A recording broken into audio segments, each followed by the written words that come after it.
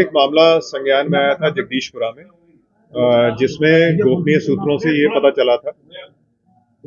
कि पुलिस के कुछ कर्मियों ने, जिसमें एसओ भी इन्वॉल्व थे, और आबकारी टीम ने एक परिवार के कुछ सदस्यों को, जो शायद एक जमीन पे केयर टेकर के रूप में रहते थे, उनको अवैध शराब में और अवैध गांजे में बंद किया था और उसके बाद उस जगह का कब्जा तब्दील हुआ है। जब ये चीजें संज्ञान में आई, जो 3-4 दिन पहले संज्ञान में आई थी, हालांकि ये घटना अक्टूबर नवंबर की है, तो डीसीपी सिटी ने एक रिपोर्ट दी थी जिसके बेसिस पे एसओ का और बाकी जो पुलिसकर्मी उसमें इन्वॉल्व थे उनके खिलाफ निलंबन की कार्रवाई की गई और उसके बाद उनकी विभागीय जांच एएसपी हरिपर्वत को दी गई और उसके साथ साथ ये पता किया गया कि इस पूरे प्रकरण में कौन वादियां हैं। वादिया को बुला के जो उन्होंने तहरीर दी, उस तहरीर के बेसिस पे कुछ पुलिसकर्मियों के खिलाफ और प्राइवेट लोगों के खिलाफ मुकदमा दायर किया गया और जो परिवार वहां पे रहता था, जिसको वहां से हटाया गया था, उस परिवार को पुनः वहां पे विस्थापित किया गया है और उसके अलावा जो भी उसमें लीगल प्रक्रिया करनी है, चाहे वो 145 सीआरपीसी की कार्रवाई हो, अगर आवश्यक होगी तो वो की जाएगी, अगर नहीं आवश्यक तो अन्यथा उस परिवार को वहां पे दोबारा से विस्थापित करवाया गया पुलिस के द्वारा। और जो भी इसमें पुलिसकर्मी इन्वॉल्व हैं या आबकारी विभाग के लोग इन्वॉल्व हैं, उनके खिलाफ विभागीय जांच करके उनकी जो भी उचित कार्रवाई, उनके खिलाफ सख्त से सख्त कार्रवाई है वो की जाएगी। और जो मुकदमा कायम हुआ और जो बाकी विभागीय जांच है, इसमें एक एसआईटी का गठन किया गया है जो डीसीपी सिटी की अध्यक्षता में पूरी कार्रवाई करेगी और उस जांच के बाद अगर आवश्यक होगा और भी कोई मुकदमे कायम होने की आवश्यकता होगी तो वो मुकदमे भी कायम किए जाएंगे, चाहे वो उस टीम के खिलाफ हो जिन्होंने अवैध गांजा बरामद किया या उस टीम के खिलाफ हो जिन्होंने वहां से अवैध शराब बरामद की। पहले उसमें जांच होगी और जांच होने के बाद अगर ये पाया जाता है कि ये सारी जो कार्रवाई थी ये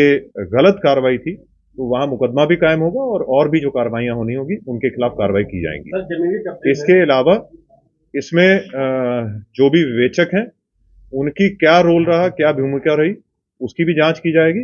और अगर आवश्यक होगा तो उनके खिलाफ भी सख्ती से कार्रवाई की जाएगी। सर, जमीन कब्जे में पुलिस भी इन्वॉल्व रही, आबकारी विभाग वाले मौजूद हुए, तो इसके पीछे मास्टरमाइंड कौन है? क्या ये भूमाफिया ने पूरा? देखिए, ये कब्जे करने में लोग इन्वॉल्व रहे हैं पुलिस के या आबकारी विभाग के, ये तो मैं नहीं कह सकता हूं, लेकिन जो मुकदमा कायम हुए हैं उनमें डेफिनेटली इन्वॉल्व रहे हैं और उसमें कौन भूमाफिया या नहीं है, अगर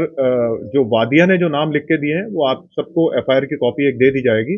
अगर उसके अलावा भी नाम आएंगे तो बिल्कुल उनके खिलाफ भी सख्ती से कार्रवाई की जाएगी। जब हम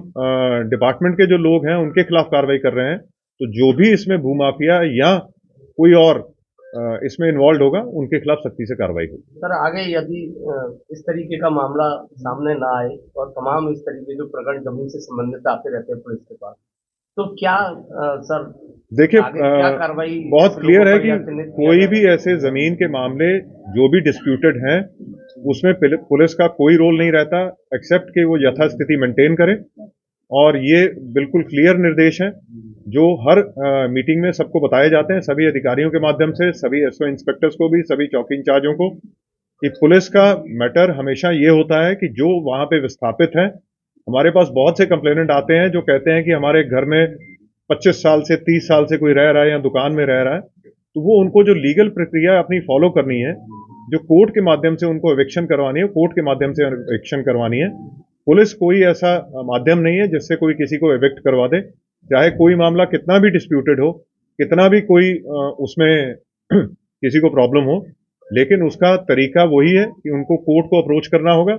कोर्ट अगर कोई ऑर्डर करती है तो उसके बाद ही पुलिस एक्ट कर सकती है, अदरवाइज पुलिस को यथास्थिति हमें हर हालत में मेंटेन करनी है। ये सर, इसमें एक दूसरा पक्ष था नैनीचंद जैन जिसका नाम चल रहा है, उसके खिलाफ भी कोई कार्रवाई हुई है? देखिए, जो भी इसमें इन्वॉल्व होगा, अगर जो आप नाम ले रहे हैं अगर उनके द्वारा ये किया गया तो वो क्लियर हो जाएगा इन्वेस्टिगेशन में, उन सब के खिलाफ कार्रवाई होगी जो भी इसमें इन्वॉल्व होगा इसको खाली करवाने या कब्जा तब्दील करवाने में। ठीक।